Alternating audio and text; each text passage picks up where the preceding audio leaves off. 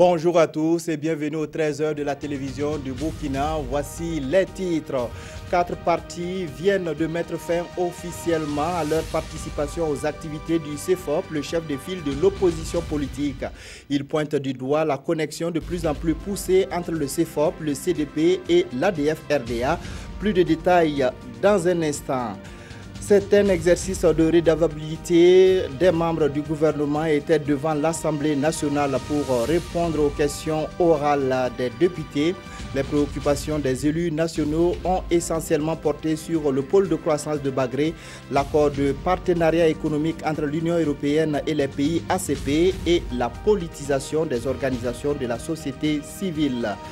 L'insécurité, une réalité dans le Sahel burkinabé. Le ministre de l'eau et de l'assainissement, dont le département a été touché par le fléau, s'est rendu sur le terrain. Objectif, encourager et soutenir les populations. Le chef du gouvernement Paul Kaba Thieba a reçu hier dans l'après-midi le vice-président de Vinci, la maison mère de Satom, et le directeur commercial du groupe Chem Farm. Les échanges ont porté sur les infrastructures en construction au Burkina Faso par l'entreprise Satom et sur les projets de réalisation d'une industrie pharmaceutique spécialisée dans le générique au Burkina Faso. Le point des audiences avec Moussa Ouedraogo et Ismaël Diloma Sirima. Yves Thibault, le vice-président de la structure mère du groupe Satom, échange avec le Premier ministre sur les projets en cours d'exécution au Burkina. Il a aussi marqué son intérêt à participer activement aux futurs projets d'infrastructure. Je pense à des constructions de routes, je pense à l'aéroport. Je pense également au développement de partenariats publics-privés, un certain nombre d'autres chantiers, peut-être aussi à des bâtiments pour lesquels je suis venu voir et me faire expliquer et dire au Premier ministre que dans des conditions bien sûr de transparence et de concurrence parfaite, nous souhaitions participer à une partie de ces projets. Paul Kaba Thieba a également reçu le directeur commercial du groupe Chem Farm, spécialisé dans la production pharmaceutique. Rajnish Gah et sa délégation ont présenté au Premier ministre une étude partielle de vulgarisation de médicaments génériques au Burkina. L'unité qui naîtra au Burkina serait vraiment de la haute classe avec les normes de certification OMS. Et je voudrais profiter aussi véritablement parce que ce qui nous a encouragé à venir, c'est la vision. C'est la vision et l'engagement des hautes autorités du pays à pouvoir vraiment travailler, à faire en sorte que la gratuité des soins soit un acquis au niveau des enfants, au niveau des femmes, et aussi que les soins de santé soient très abordables, les produits pharmaceutiques soient abordables. Et selon le groupe pharmaceutique Chem Farm, 15 mois sont nécessaires pour la mise en place de l'ensemble des mesures. L'information a été donnée ce matin au cours d'un point de presse. 4 partis ont décidé de quitter le chef de file de l'opposition politique. Ils disent être déçus de la gestion du CEFOP et la dernière illustration de leur déception est le meeting du 29 avril dernier. Les démissionnaires voient d'un mauvais œil le rapprochement entre le CEFOP et les partis de l'ancienne majorité. Des détails avec Jean-Eudes Bayala et Abdul Rasmane Zongo. Voici 4 nouveaux visages démissionnaires du CEFOP et dont il faudra désormais se familiariser avec dans le landerneau politique burkinabé. Abdul Salam Diallo, du Parti pour la démocratie et la fédération, Evra Sorgo, Parti écologiste pour un développement nouveau, Gilbert Bouda, du Parti Fassocrate, et Inoussa Ouedraogo, du Parti centriste pour la démocratie et le progrès. Cette défection a des causes lointaines d'ordre social et politique. Le CEFOP, sous la direction de Zéphirine Diabré, n'a proposé aucun plan d'action de solidarité à l'égard des familles des victimes de l'insurrection populaire et du putsch de septembre 2015. Le CEFOP s'est lancé dans une stratégie électoraliste avec des acteurs qui doivent répondre devant le juge au mépris du respect de la mémoire de nos martyrs. Le meeting du 29 avril dernier est aussi une cause récente. Le meeting du 29 avril, vaillante jeunesse. La géographie de la salle confirmait la véritable connexion entre l'ADF-RDA, le CDP, l'UPC et l'UPC. La stratégie de la politique politicienne était déjà mise en œuvre en vue de permettre au CDP, l'ADF-RDA de se remettre en orbite, une manière de les absoudre devant le peuple. Très prochainement, ce groupe de partis démissionnaires précisera son nouveau bord politique, opposition aux majorités, mais également l'alternative à proposer. Les dernières élections présidentielles, législatives et municipales au Burkina Faso se sont déroulées sous son contrôle. La France reconnaît le mérite de l'ancien président de la CENI, Maître Barthélemy Kéré. Il a reçu la médaille de la Légion d'honneur de la République française. La cérémonie de décoration s'est déroulée hier au domicile de l'ambassadeur de France. Le point avec Issaka Ouedraogo et Ismaël Diloma Sirima. Nous vous remettons les insignes de chevalier dans l'ordre de la Légion d'honneur. Maître Barthélemy Kéré reçoit la Légion d'honneur des mains de Xavier Lapère de Cabane, l'ambassadeur de la République de France. Cette distinction est une reconnaissance faite à l'ancien président de la CENI pour son engagement et son respect des bonnes pratiques démocratiques. Je pense que ça ne doit surprendre aucun Burkinabé que la France décide de remercier et de féliciter le président Barthélemy Kéré pour toute son action, toute l'action qu'il a faite, qu'il a eue d'abord pendant toute sa carrière et puis particulièrement à la tête de la commission électorale centrale. C'est une décoration qui vient pour lui, mais aussi en fait pour toute la CENI et en gros en fait pour tous les citoyens du Burkina Faso. Suite à la réception de cette insigne, Maître Barthélemy Kéré exprime sa gratitude. On est satisfait et on est heureux que l'expérience que nous avons vécue au Burkina Faso ici ait été remarquée également à l'extérieur. Et pour moi, c'est la plus grande satisfaction de considérer que le travail que nous avons fait, qui est donc un travail pour la promotion de la démocratie dans notre pays, a été effectivement jugé comme tel aussi par les grands pays, j'ai fait des grands pays démocratiques. Cette distinction est le deuxième du genre reçu par Maître Kéré. En 2010, il a reçu à cette même tribune l'insigne de l'Ordre national du mérite. Une semaine après la prise d'otages et la libération des agents du ministère de l'eau et de l'assainissement par des individus non identifiés dans le Sahel burkinabé, le ministre en charge de l'eau, Ambroise Ouedraogo, s'est rendu sur le terrain. La tournée qui s'est effectuée dans les communes de Tinakov, de Inabao, de Gorom Gorom et de Dori avait pour objectif d'encourager les agents des services déconcentrés et d'apporter le message de soutien du gouvernement aux populations. Le point avec Ousmane Kientega et Mariam Ouattara. Inabao, Tinakov, Dori, Gorom Gorom, le ministre de l'eau et de l'assainissement Nyuga, Ambroise Ouedraogo et sa délégation rencontrent les populations et les agents des services déconcentrés chargés de l'eau et de l'assainissement. Au menu des échanges, un seul message. C'était d'abord pour leur rendre visite. Deuxièmement, leur transmettre tout le soutien, toute la compassion du gouvernement par leur résistance à l'adversité de la nature et à l'insécurité ambiante. Ils nous ont mandaté aussi de remercier et d'encourager tous les services déconcentrés et tous les services décentralisés et toutes les forces de défense et de sécurité. Un message qui suscite la satisfaction des destinataires qui ont saisi l'occasion pour exposer les problèmes auxquels ils sont confrontés. Nous avons vraiment un sentiment de satisfaction et dans la mesure où nous avons constaté effectivement que le gouvernement partage avec nous et tout ce que nous vivons ici. Dans les 17 villages de Tinakov, la première doléance que les populations posent toujours en priorité, c'est l'eau. Nous avons soif. La difficulté majeure que nous avons ici, c'est l'instabilité énergétique. Nous avons des groupes secours, mais souvent les coupures sont très prolongées, ce qui ne permet pas de prendre le relais. Parce qu'une coupure, c'est là à peu près 10 heures, alors que le groupe peut fonctionner plus de 10 heures. Et également la capacité de production de la station, mais que nous travaillons à rehausser. L'autre volet de cette tournée est la visite des infrastructures hydrauliques comme le barrage de Yakuta ou celui de Bambakari, dont les travaux sont actuellement interrompus. Et le premier responsable de ce département rassure que les problèmes liés à ce domaine seront pris en compte dans le programme d'urgence Sahel. La journée nationale du paysan débute le 11 mai prochain. En attendant le rendez-vous de Kaya, nous vous faisons vivre les réalités du monde agro-silvo-pastoral et nous commençons aujourd'hui par la région de l'Est connue pour ses potentialités en matière de production de miel.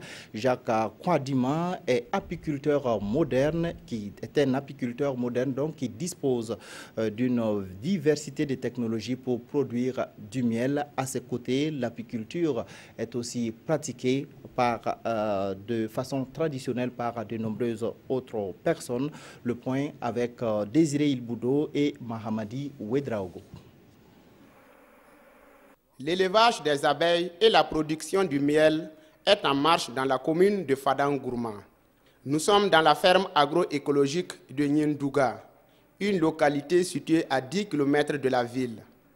À travers cette visite guidée, le promoteur nous fait voyager dans l'univers des abeilles. C'est une ferme à vocation de conservation, de préservation des pollinisateurs. C'est l'ensemble des pollinisateurs qui est concerné ici, mais nous travaillons beaucoup sur les abeilles. Vous la voyez? C'est elle la reine. Elle est très différente des autres.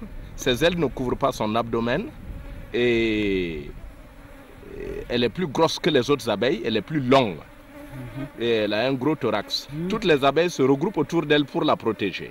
Sur son site de 50 hectares, Jacques Kwadima utilise plusieurs matériels techniques pour récolter du miel brisé et protéger mieux l'environnement.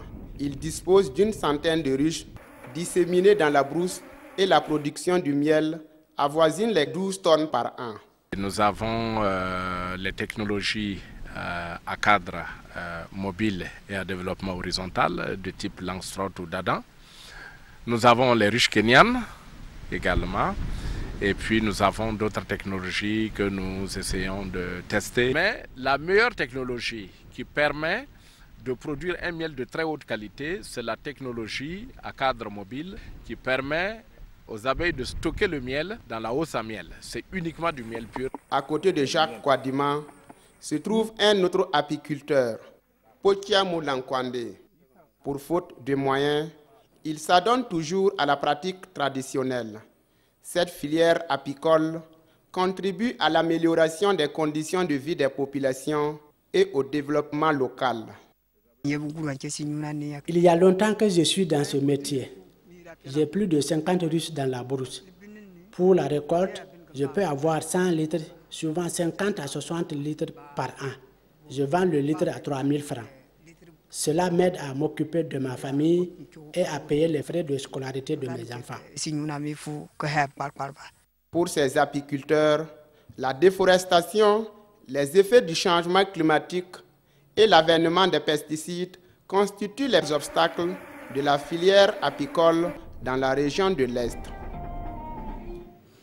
Hier, à l'Assemblée nationale, des membres du gouvernement ont répondu aux questions orales des députés. Le pôle de croissance de Bagré, l'accord de partenariat économique entre l'Union européenne et les pays ACP et la politisation des organisations associatives sont les sujets sur lesquels les parlementaires ont demandé des explications à l'exécutif. La synthèse de la plénière avec Adama Guiti et Vincent Kendrebego. Des élus locaux exercent également les fonctions de responsables d'associations de cotonculteurs. Et le député Laurent Charles Ouattara interpelle l'administration territoriale sur la question de politisation des organisations associatives au Burkina Faso. Le ministre Simeon Sawadogo a dû fouiller les textes, mais aucune loi qui interdit ce cumul de fonctions.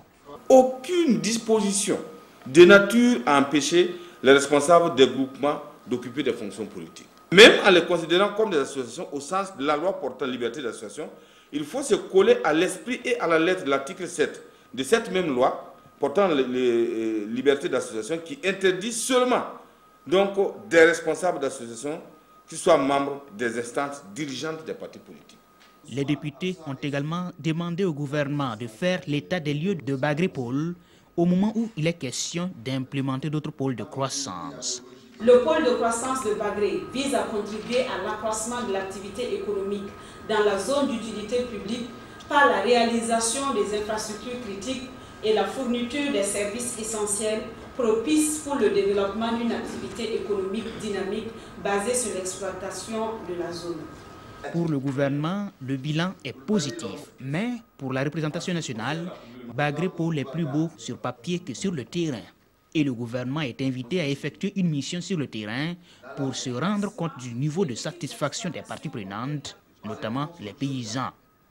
Les accords de partenariat économique entre l'Union européenne et les pays ACP, Afrique, Caraïbes, Pacifique, ont également été discutés et l'Assemblée nationale souhaite que soit prise en compte la nouvelle donne de l'économie nationale, notamment avec l'or comme premier produit d'exportation pour ne pas perdre des recettes fiscales.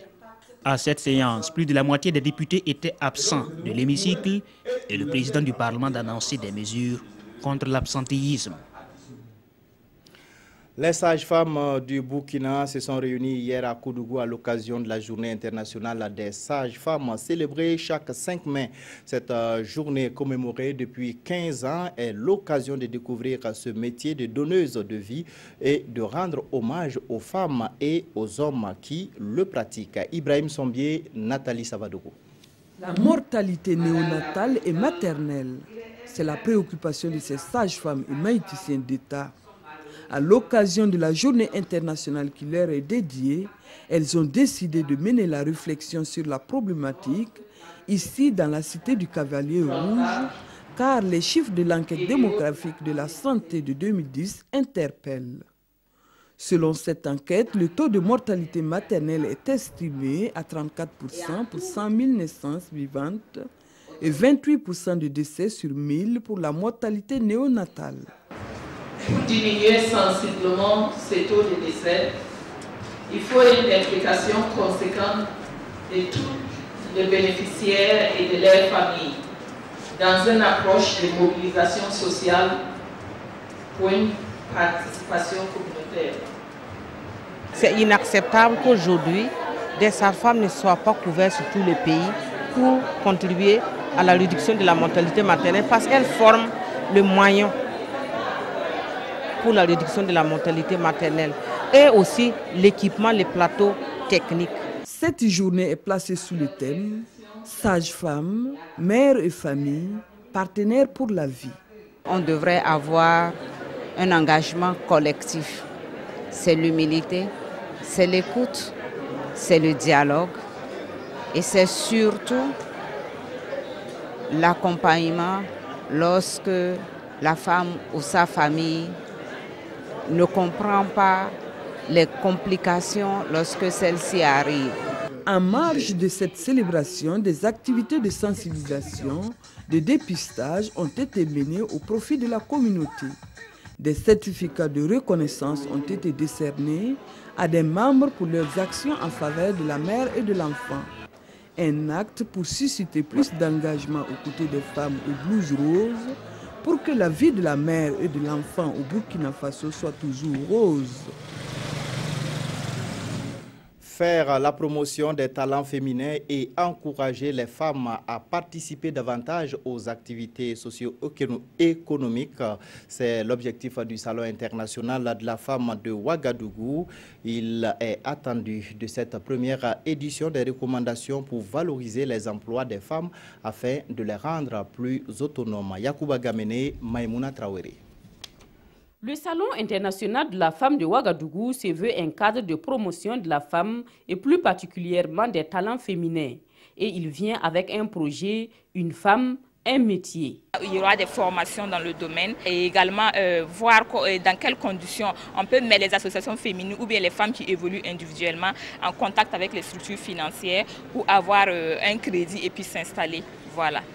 C'est ça la grande vision du CIFO. Le thème qui est traité au travers de ce salon est un thème qui nous invite donc à participer aux côtés de de ces organisateurs-là pour pouvoir apporter notre contribution à ce que nous puissions avoir une grande mobilisation des femmes, à ce qu'elles puissent prendre part au panel, être sensibilisées, être coachées et aussi avoir des opportunités donc, de création d'affaires. C'est aussi un cadre d'échange et de partage d'expériences entre femmes.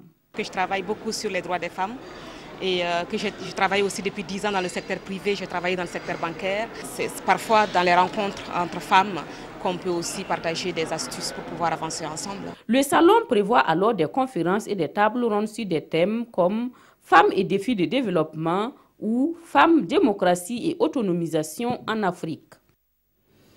La 4e édition de la musique, des trophées de la musique reggae au Faso se tient du 5 au 11 mai. Les Marley d'Or édition 2017 prévoit des spectacles entièrement en live avec une dizaine d'artistes musiciens. Les grandes articulations de cette manifestation ont été dévoilées à la presse en présence de Roger Kam et de Haruna Maré. Les rythmes des Marley d'Or vont déferler sur la capitale burkinabé du 5 au 11 mai prochain. Cette conférence de presse sert ici de rampe de lancement pour annoncer les couleurs de la 4e édition. Dédiée à la promotion des vibrations positives, le festival se veut également une nuit du mérite pour les rugbymen burkinabés. Cette année, Ima Ado, Jésus Kankelen et Osibi Johan sont en lice pour le Marley d'Or, le prestigieux trophée du festival. En Suisse, des nominés seront aussi distingués dans les 4 autres catégories des Marley d'Or, mais pas seulement.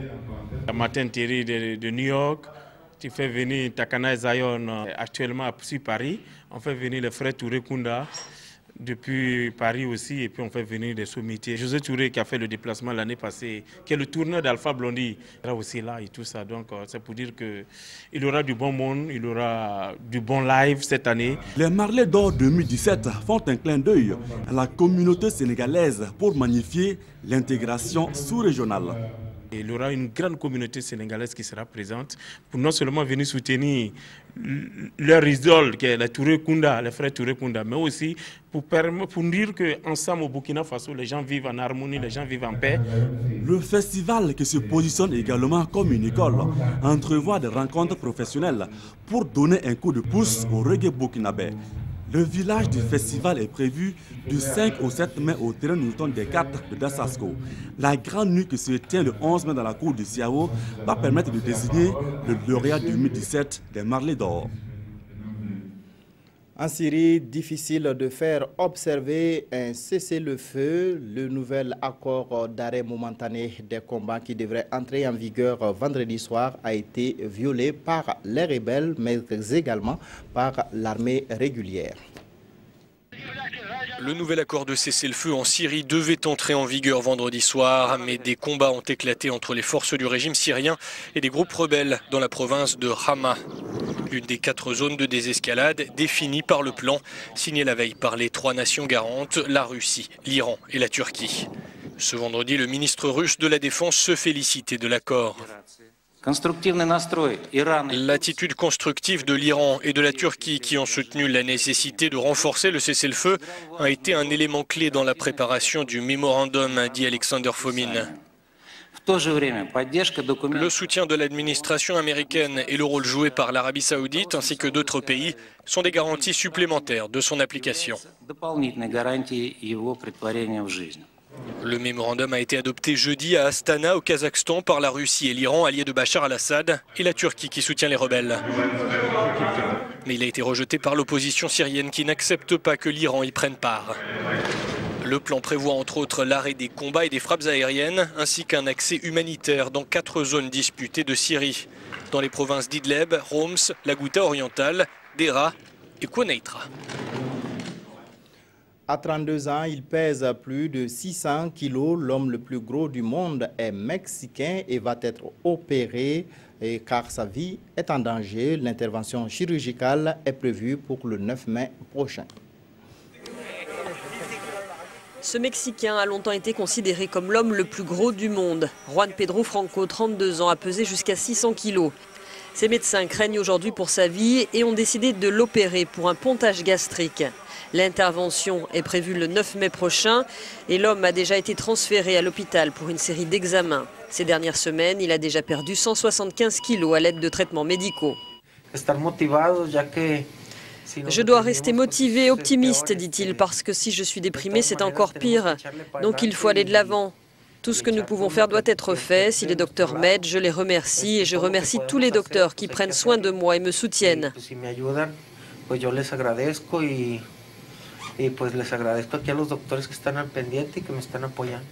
L'opération doit créer une dérivation dans le tube digestif pour diminuer l'absorption des aliments par l'intestin. Selon l'OMS, le Mexique est le pays au monde le plus touché par l'obésité. Voilà qui met fin à cette édition. Merci de l'avoir suivi. Restez en compagnie de nos programmes.